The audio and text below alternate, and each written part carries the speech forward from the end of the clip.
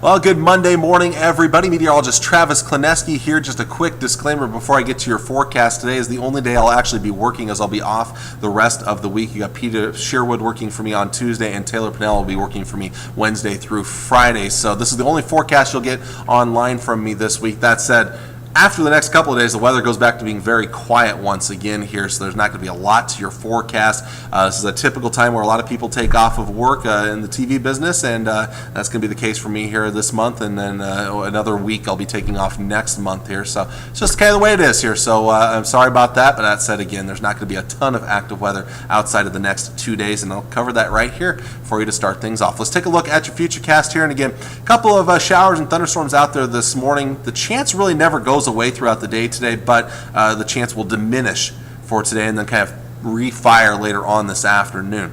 That said, the best chance is going to be what fires up out in western Nebraska, eastern Wyoming, into northern and eastern portions of Colorado. That will spread eastward during the evening and overnight hours tonight. We're going to have to watch that severe weather threat. It's a small chance in central Nebraska, better chances out towards the west here. That will spread eastward with time during the evening hours. Later in the night, especially towards midnight and thereafter, I think we'll have a better chance around the Tri-Cities. Now, the futurecast is mostly showing it in the northern half of the state. I certainly could expect some activity farther to the south, though, as well. That chance will continue into tomorrow morning as it spreads more eastward. And then tomorrow, still could be a chance of showers and storms during the day, although the chance is lower later on in the day for central and western Nebraska, and mainly focused more towards eastern Nebraska tomorrow afternoon. Severe weather will once again have to be something we watch for tomorrow afternoon in eastern portions of Nebraska. By tomorrow night, though, most of us will start to dry things out as the system clears out, and we're looking at mainly dry conditions the rest of the week. So the Storm Prediction Center does actually have an enhanced risk of severe weather west of the Tri-Cities for later today, and especially during the evening hours. This looks to be mainly a damaging wind threat and a large hail threat in western portions of Nebraska. Not a big tornado threat the way it looks right now. So it's mostly, I think, damaging winds is going to be the primary threat, but even some large hail not out of the question. Then tomorrow, we shift our attention more towards eastern Nebraska, especially towards the Lincoln, Beatrice, Omaha areas.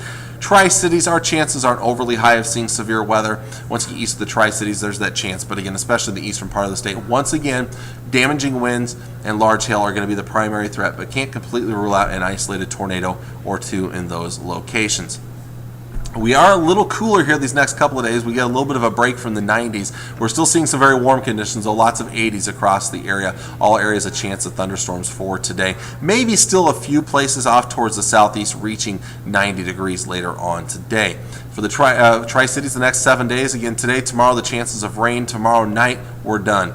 Wednesday, all the way through Sunday, it looks like dry conditions. I'm not going to completely exclude a chance of rain for Sunday as a cold front approaches. That said, our chances are extremely low, so I've kept them out of the forecast for Father's Day. And again, the heat does return, a lot of low and mid 90s, perhaps a couple of locations getting close to 100 degrees towards the end of the week. That'll depend on the dew points.